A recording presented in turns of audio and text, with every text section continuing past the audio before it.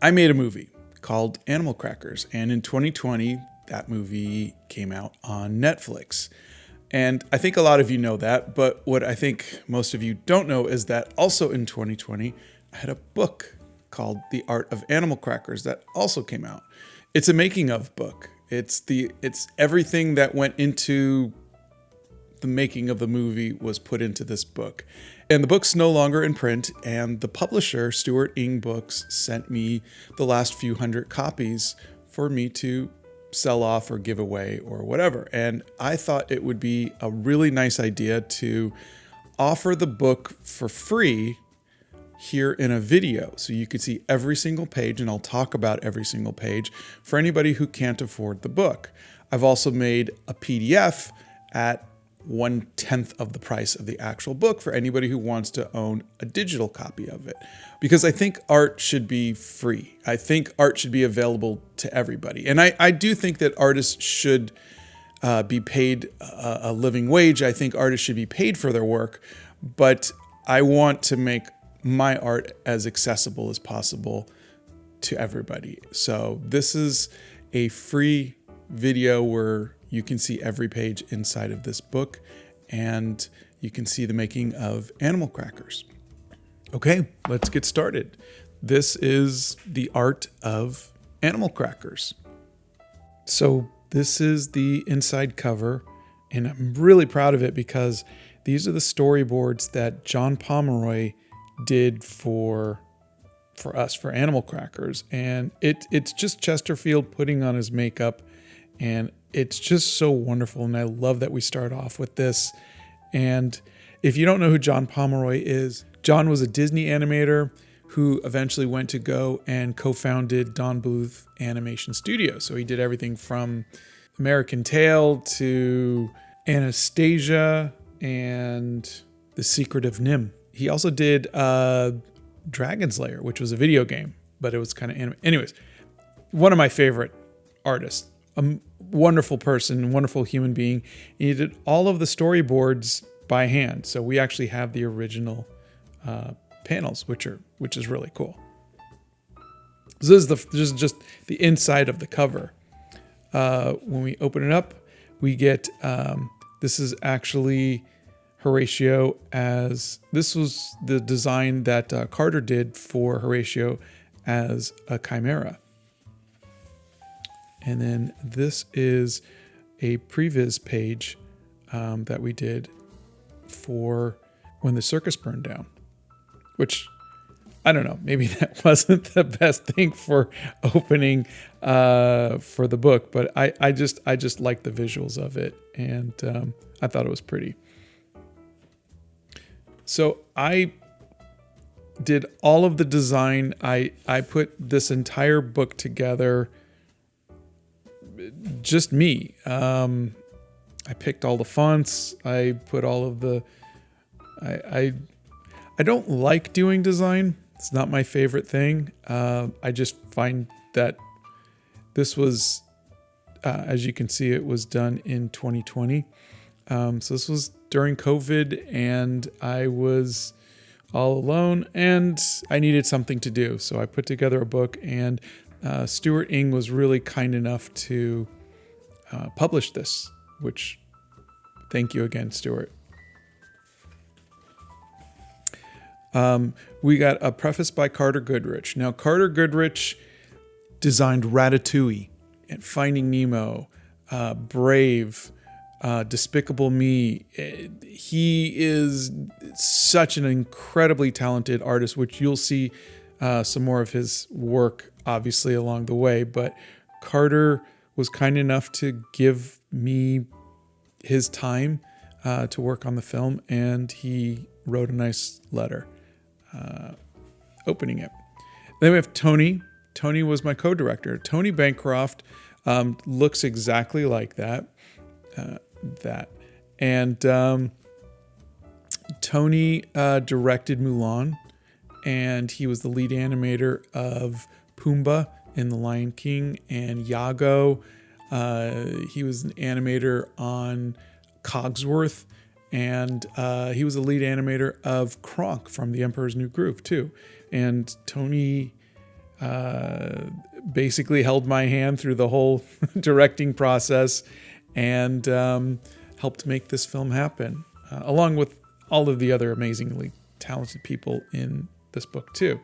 But that is, there's Tony there, and I am going to be way over there, hiding over there. And that's Tony with Raven Simone.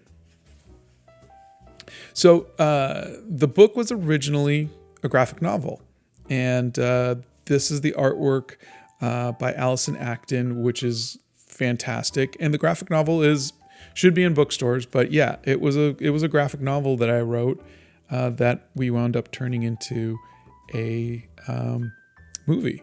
Or actually, I turned it into a screenplay, which then we turned into a movie. So what had happened was we had to deal with, believe it or not, Harvey Weinstein. This was before the whole Me Too thing, and I think most people knew he was a horrible person in the industry, but I found out because he made me do a whole bunch of work. He made me fly to Spain and then didn't show up. Could you imagine buying a ticket and flying to Spain and then the person you're supposed to meet doesn't show up? It was horrible. But one of the things he demanded that we do was to create a short. So we made this teaser short. This was some of the design work done by my friend Jaime Maestro's team, and it was amazing. It was gorgeous. But this was done for next to nothing as a favor in hopes that we could make a movie one day. And we got the voice actors Tara Strong and James Arnold Taylor were Owen and Zoe in the short. And again, they donated their time and talent to make this work, which was amazing. And long story short we didn't do this with Harvey Weinstein, but we wound up getting our investment into the movie. And in 2014, we started production on the movie. So this is Carter Goodrich's designs. These were the first 4 illustrations I got from Carter, and they're amazing. I had no descriptions in the screenplay other than it was a circus clown. So Carter had free range to do whatever he wanted to. I don't like to describe characters. I'd rather let the artists who are supposed to do the design that. Now, that may be hard for some artists, but Carter just ran with it, and he was amazing. Tony liked this character, this version of Chesterfield. I liked this one. I won out. But, looking back, this would have been really cute too. These two were the strongest ones. And in the book, I talk about what went through all of the thought processes for every character. And there was a lot. When you're designing these characters, there's a lot that goes into it. This one was Mr. Woodley, which was Zoe's dad, sorry. And it just wasn't working. He was very corporate, but it just wasn't working. It wasn't until I had the idea of he should look like Rodney Dangerfield from Caddyshack with the mismatched prints and everything that Mr. Woodley really kind of came to life. So it was just, sometimes you just have to sit on things for a little while until you come up with the right idea. And these are just some of the other designs that went through all of the characters. Carter did hundreds of these amazing drawings. Bullet Man was actually based off of a toy. Actually, I'll go get it.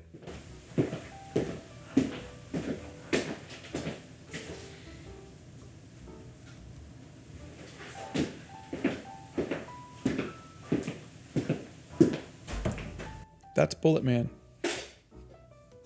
And, he's supposed to fly through the air. And, this was a G.I. Joe from the 70s.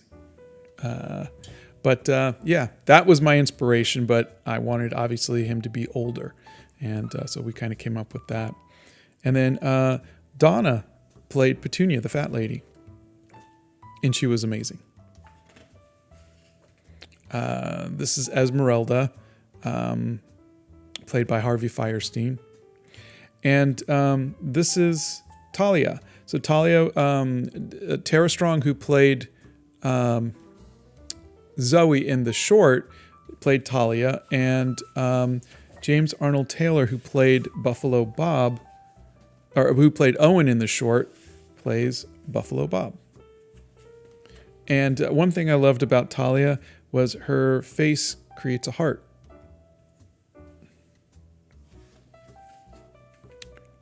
And I think I think Carter really enjoyed doing Horatio. So we had young Horatio and old Horatio, which was really cute.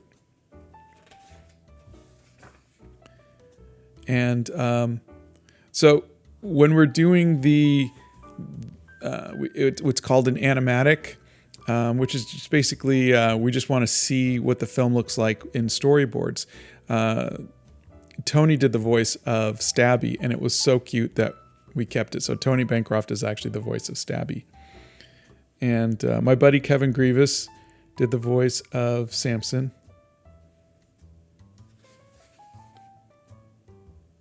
And Mario Zucchini was just, everything Carter did was really fun. But I think this is the one that sold me on this. And Gilbert Gottfried played Mario Zucchini. I love the. And then we got Raven Simone as Binkley, and we got Patrick Warburton as Brock. And then Mackenzie, look at these wonderful designs. Aren't they just so cute? We settled on this one, but they were all, I think any of them could have been it. Owen was the one we had the hardest time with. We just, none of them really fit. It was just, I don't know. He went through so many different designs, but this is the one. And then I gave him blue hair. I think giving Owen blue hair and Zoe purple hair really kind of worked. Zoe really, I think, clicked when we kind of started to see her a little bit more as a creative person. Gave her a little bit more style. But yeah, she really was wonderful. And then there's the animals. I'm going to move this over a little bit.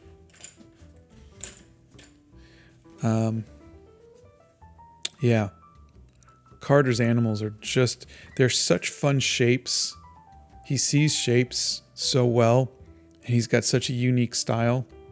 I mean, look at these. They're so, so cute. So wonderful. And look at these. Aren't these great?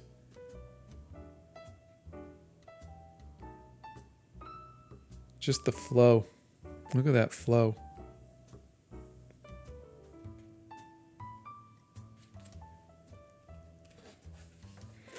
So, Stefano was, I've known Stefano for, well, it says 15 years. That was 6 years ago. So I guess 21 years. I've known Stefano for quite a long time. He designed the environments for my comic, The Dreamland Chronicles. And he's just such an incredibly gifted artist, and he's just a wonderful human being. And Stefano came in, had never worked in film before.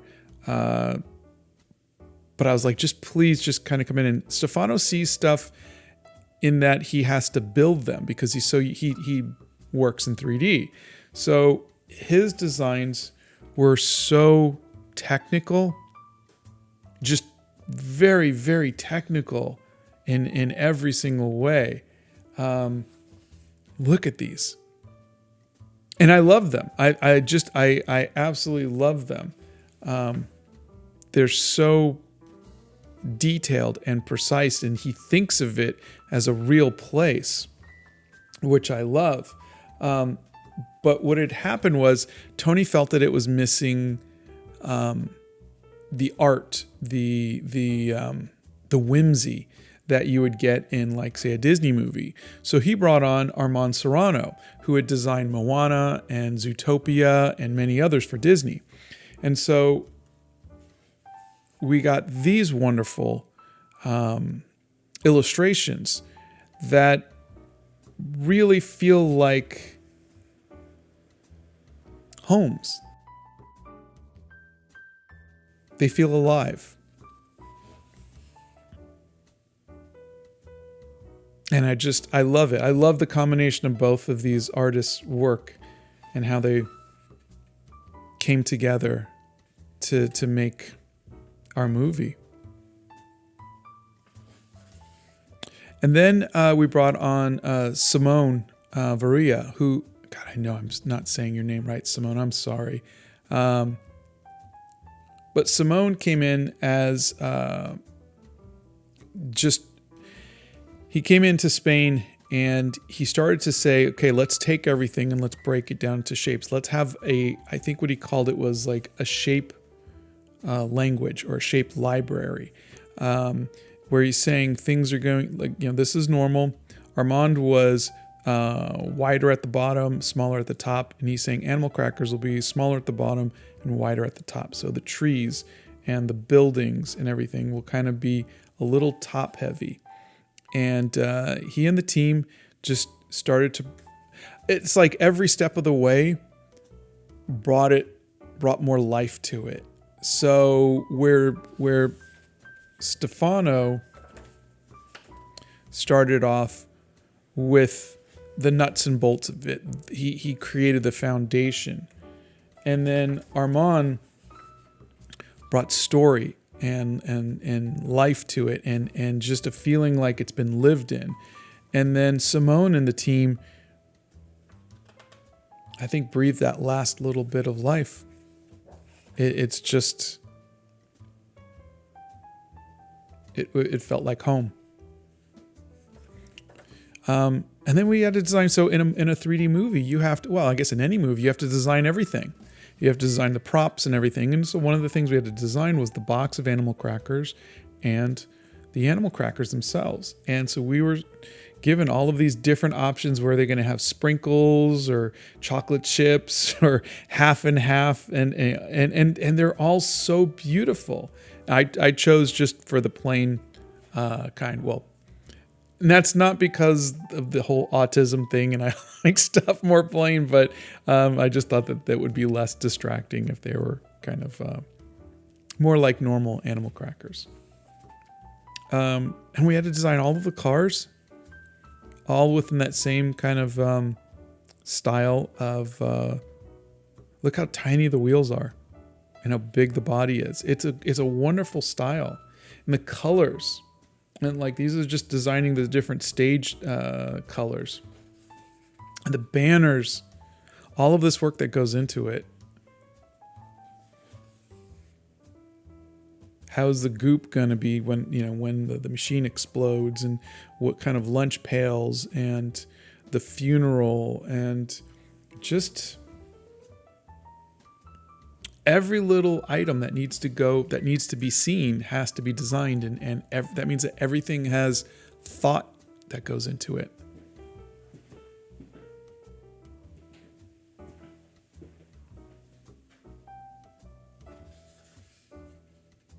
We have posters.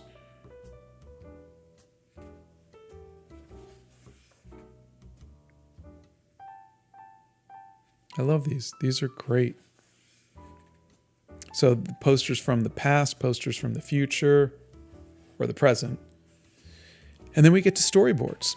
So the storyboards are, if you're new to this, storyboards are where we tell the story. Storyboards are the direction that we're going to stage the characters and the camera and the lighting and all of that stuff. It's basically a way for us to see the movie before we shoot the movie, so to speak. And so we hired a bunch of wonderful storyboard artists. Tony knew a bunch of them from his Disney days. So these are from James Fuji.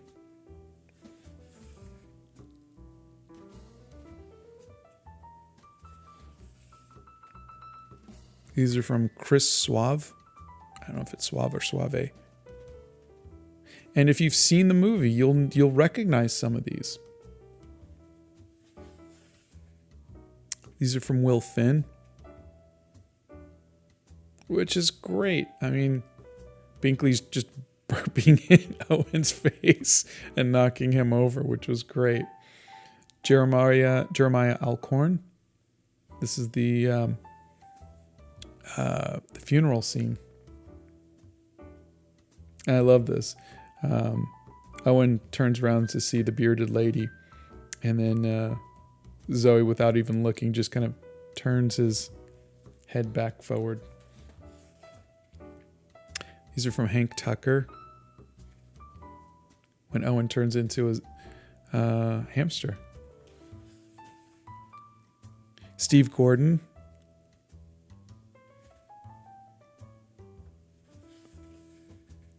Tim Hodge. If you've seen my shorts, you've seen me and Tim go on art play dates together. That's my painting buddy. Franz Vischer. And these were John Pomeroy's. You can remember this is from the inside cover.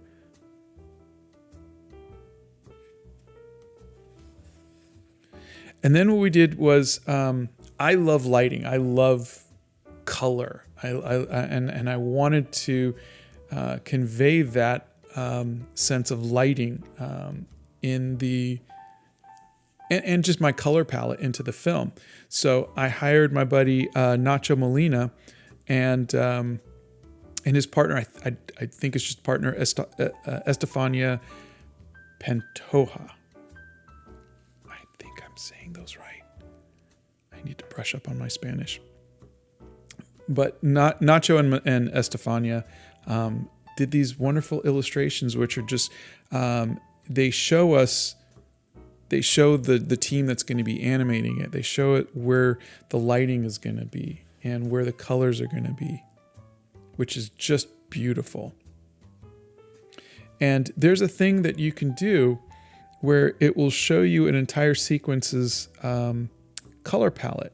So you can kind of see these are the colors that are being used in this scene. And it kind of lets you see we go from grays to warms to reds to, all of the different colors, which is amazing. Okay.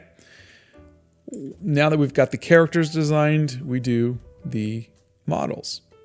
And these are the 3D models of the characters, which is really great because you can kind of go back to Carter's designs. Well, we'll go here. So if you look at that and you look at how it came out, I think it's wonderful.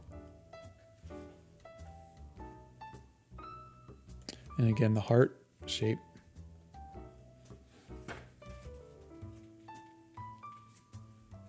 And the team in Spain did such a fantastic job bringing Carter's characters to life.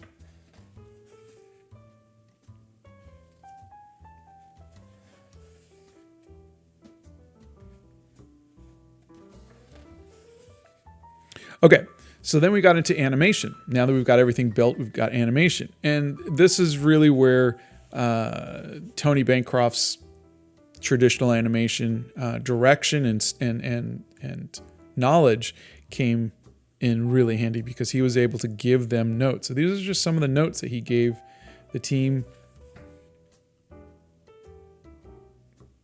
which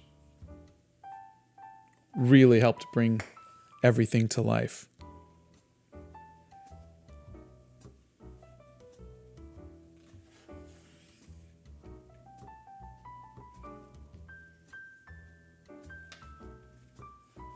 And then we get to matte paintings. So now you wouldn't think we would be doing matte paintings in animation, but a lot of times we don't need to build out an entire world, and especially for like the moon and clouds and whatnot, we could just paint them. So these are digital paintings that were used in the background of the scenes. You can see the city back there. We didn't need to build all that. Just paint it. That's called movie magic, people.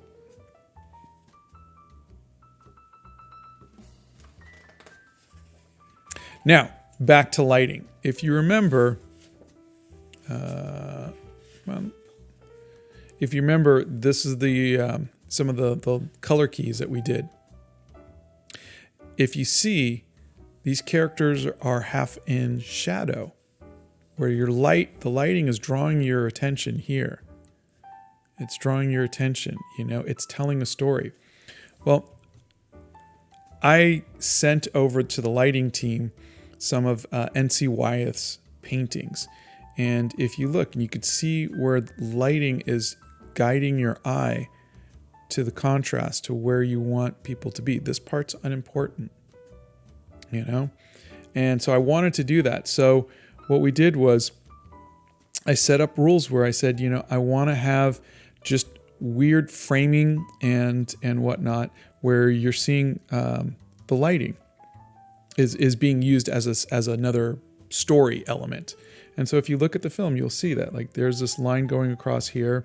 It's just kind of cutting. So it's not, if you think about it, had there not been a shadow here, this would have been a very boring shot. But adding that little bit of shadow across that makes it less boring. Having the time of day be more towards the late afternoon, to where the light is going across the street and it's not perfectly lit, makes it more interesting. So we did that a lot. See how the door frames, that's where your light is coming from. That's interesting. Or having even a little bit of film noir, there's just light coming through blinds, gave stuff so much artsiness, I guess. So yeah, so I really enjoyed that. We spent a lot of time just creating these wonderful shapes with light. I love this scene. If you see in the movie, is just basically a sliver of light, and everything else is kind of in shadow. See how Horatio kind of dips back into the shadow from time to time and then comes back forward. Yeah, here's that sliver.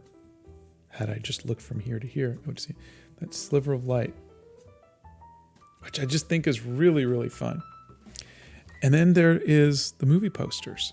So we had done a couple. This was the one we did to kind of sell it. And then as the movie was done, I made these two posters. Actually, I only made this one. This one was kind of cobbled together by some other companies. So were these. These were put together in China. But what we did was I wanted to make a movie poster. I'd always wanted to be someone who did a movie poster. So I used this opportunity to make my own movie poster. And with the help of Carter, who gave me some drawings because they were his designs to use, I painted this in gouache. And I took a year to teach myself gouache painting so I could do this painting. So this was my movie poster. But I also got to work with other artists. So there is an artist named Nathana Erica on Instagram that I met, and they do paper cutouts, and this is some of their work. All of their work is actually paper, and I hired them to make an entire poster in paper cutouts, and it is gorgeous. The amazingly talented Scott Gustafson, who does children's books, these are some of his paintings. They're just beautiful. He did this for us, which I love. And then I got my buddy Frank Cho, who does comic books, to do kind of a Little Nemo in Slumberland type of comic page poster, which is great. It's I love all of the detail and all of the stuff going on. And then we've got an actual comic for a movie poster.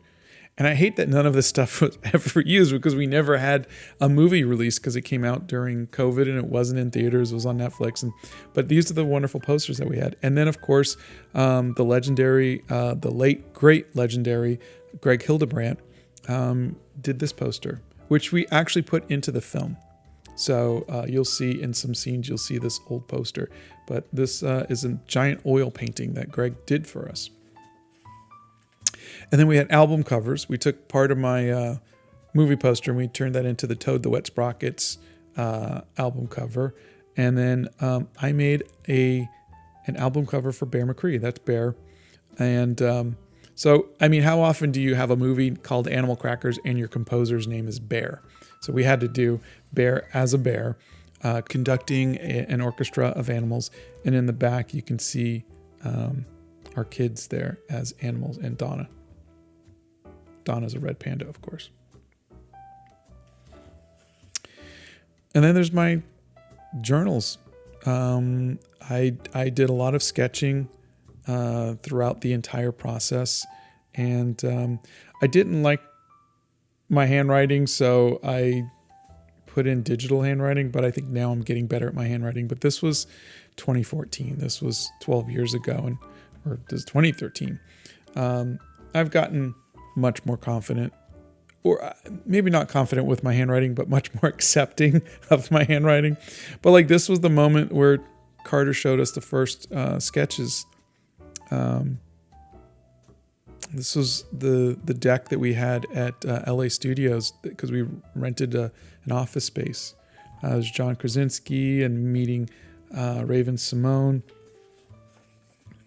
Harvey Fierstein and Emily Blunt, Patrick Warburton and Danny DeVito,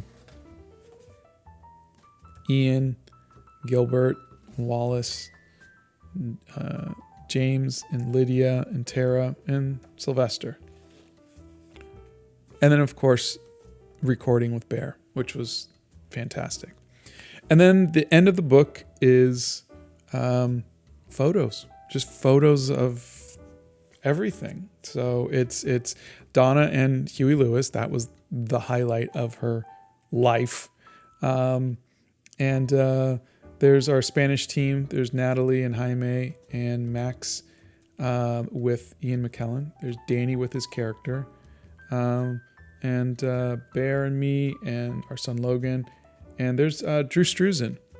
Drew was retired, so he couldn't do a poster for me, but he was really kind enough to watch the movie with us and just encouraged me and told me that I made a really beautiful poster, which was, I think, all any artist wants to hear from their idols. And just a bunch of candid pictures of everybody on the film. There's Greg with the painting. There's Tony and Jamie Thomason, our casting director. That's me with James Arnold Taylor and Lydia. This was really cute. This is Tony at the Chinese premiere, and they had people in costume. There was Bullet Man and Chesterfield. All right, cool. That was the screening that we had, and at Warner Brothers, and yeah. Oh, there's Dan Povenmire from Phineas and Ferb. Ooh, you can't see that. Dan Povenmire from Phineas and Ferb. And I mean, you make a movie, you're working on it for 3 years, you're going to get a lot of pictures. So there's Michael Bublé and Sylvester Stallone and Wallace Shawn and everything. But it was an amazing experience. It really was. And Jaime wanted to write a thank you to everybody in Spanish and his department and everything. So that was that. And then one more piece of Carter's work. And we're done. I hope you enjoyed this free version of The Art of Animal Crackers. The ebook and the actual physical book are on sale on my site at ssavaart.com.